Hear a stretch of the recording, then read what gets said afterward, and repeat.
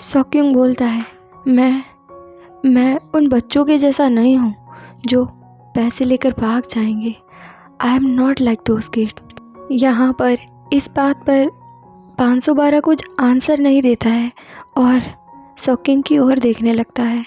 और सॉक्योंग मन ही मन में सोच रहा था, जोंगरिम समझकर 512 की ओर देखकर, कि अगर मैं भागने या मरने का विचार अपने अंदर रखता और कुछ ऐसा करने की योजना बना रहा होता तो मैं अब तक भाग चुका होता, ना कि इंतज़ार कर रहा होता।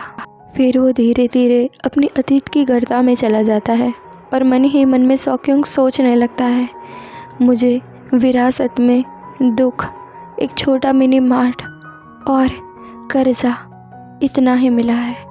उसे मैं अब तक संभाले हुए हूँ, तो अब मैं उसे क्यों छोड़ दूँ? मैं नहीं छोड़ूंगा। और तभी उसे अपने अतीत में से प्रेजेंट में लाते हुए 512 उसके सीने पर अपनी उंगली रख देता है और बोलता है, अच्छा तो तुम ऐसा क्यों नहीं करते? तुम अपनी बॉडी को बेच दो, तुम अपने शरीर को बेच दो, ऐसा क्यों नहीं करते तुम? तो यहाँ पर कुछ होने लगता है। जैसे 512 अपनी उंगली सॉक्योंग के सीने को लगाता है और जैसे ही सॉक्योंग उसको जोंगरिम समझकर ऐसा लगता है कि उसने मुझे छुआ, तो उसके सीने में मानो बिजली दौड़ पड़ती है और वो जोंगरिम समझकर 512 का हाथ पकड़ लेता है और बोलता है, क्या मैं can I sell myself to you? क्या मैं अपनी बॉडी को आपको सेल कर सकता हूँ? मैं अपने शरीर को आपको बेच सकता हूँ क्या? तो यहाँ पर 512 बोलता है, क्या मतलब? और वो मुस्कुराने लगता है और सॉक्योंग के हेयर को पकड़ लेता है और इसे देखकर 512 की बॉडी में लस्ट आ रही थी। इसके मुंह से ऐसी बात सुनकर उसे कुछ हो रहा था।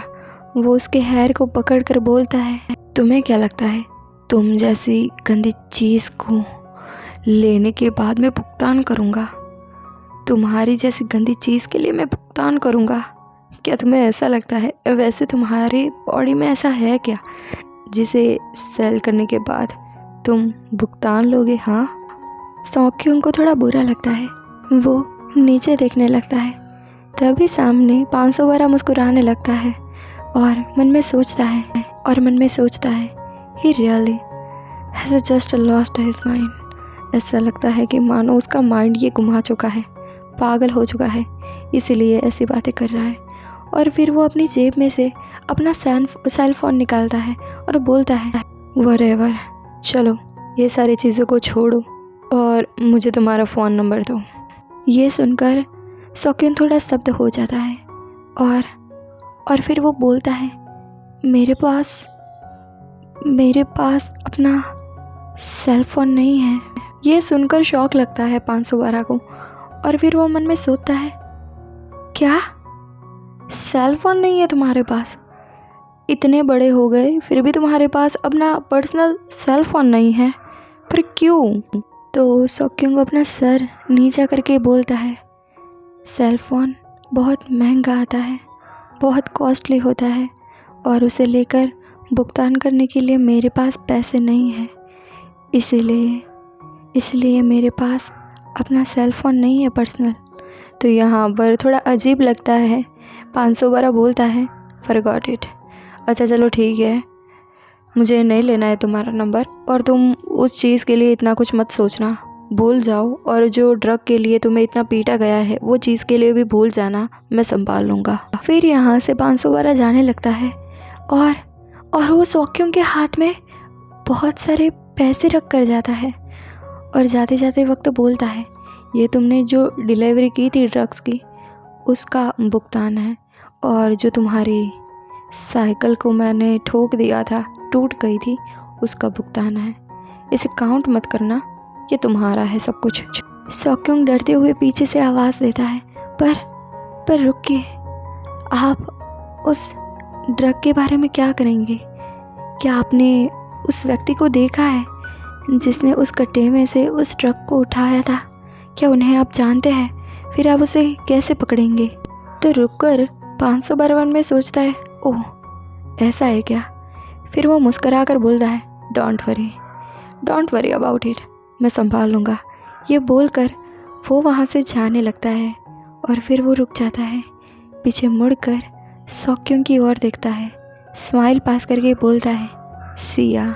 पीछे खड़ा हुआ सॉक्योंग मन में सोचता है, उसने एग्जैक्टली मेरा नाम क्लियर नहीं किया और ना ही उसने मुझे पीटा, पर उसने इस ट्रक की डिलीवरी की सारी भी जिम्मेदारी अपने ऊपर ले ली और उसने मुझे कुछ बोला भी नहीं। जिसे वो जोंगरेम समझ रहा था, वो 512 की इतनी नर्म दिली अपने आप ऊपर देखकर सॉक्योंग मन ही मन में मुस्कुरा रहा होता है कि वो कैसे उसे ट्रीट करता है, कैसे वो उसे पैम्पर करता है और ज़रूरत से ज़्यादा भुगतान करके जाता है हर बार। पर जोंगरेम एक चीज़ को भूल गया है, एक चीज़ जो सॉक्योंग के नीचे आग लगा रही है। अब जोंगरेम के इतने पास आने के बाद सॉक्योंग अपने आप को कैसे रोक पाता? वो अपनी उस चीज़ को पकड़ लेता है और मन ही मन में सोचता है, मैं कितना पागल हूँ। नॉम जोंगरेम ने ऑलमोस्ट मुझे अपना नंबर दे दिया था, उसके सेल फ़ोन का पर्सनल नंबर, जिससे मैं डायरेक्टली कांटेक्ट कर पाता उसे, और वो तो रेयर ही यहाँ पर रेड मेंशन में किसी के पास होगा। अरे व्हाट इज शैम। मेरे लिए कितनी शर्मसार बात है कि मुझे सामने से उसका नंबर मिल रहा था, पर मेरे पास पैसों की कमी होने की वजह से मेरे पास अपना सेल फ़ोन नहीं है और मैं उसका पर्सनल नंबर नहीं ले पाया। हाँ, अच्छा होगा कि मैं वापस अपने काम पर मुड़ जाऊँ। शायद मेरी फूटी किस्मत में जोंगरेम से पर्सनली बात करना लिखा नहीं है। फिर वो काम करने के लिए अपने रेड मेंशन में वापस आ जाता है और वो बस सीढ़ियों को उतर ही रहा था, तभी उसको कुछ आवाज़ सुनाई देती है और मन ही मन में सोचता है, ये आवाज़ कैसी है? यूजुअली ये टाइम पर इतने सारे लोग इस लॉबी में नहीं चलते हैं, तो ये नॉइज़ कैसा है? तभी सॉक्योंग नीचे आता है और देखता है कि सामने खड़ा हुआ था एक डिलीवरी बॉय, जो कि सॉक्योंग को देखकर बोलता है, हे कहाँ थे तुम? और ये तुम्हारे फेस को क्या हुआ है? इतना सूजा हुआ और ब्लड भी आ रहा है। लगता है बच्चे तुम्हें कुछ क्रीम जैसा कुछ लगाना चाहिए अपने फेस पर, जाकर लगा दो। और वो अपने साथ बहुत सारा सामान लेकर आया था और इतना सारा सामान देखकर सॉक्योंग मन में सोचता है, इतना सारा सामान, पर इसमें से कुछ भी मैंने ऑर्डर नहीं किया। इसमें ऐसा क्या कीमती होगा कि इसे इतना ज़्यादा पैक किया गया है? इसमें से तो मैंने कुछ भी नहीं मंगवाया।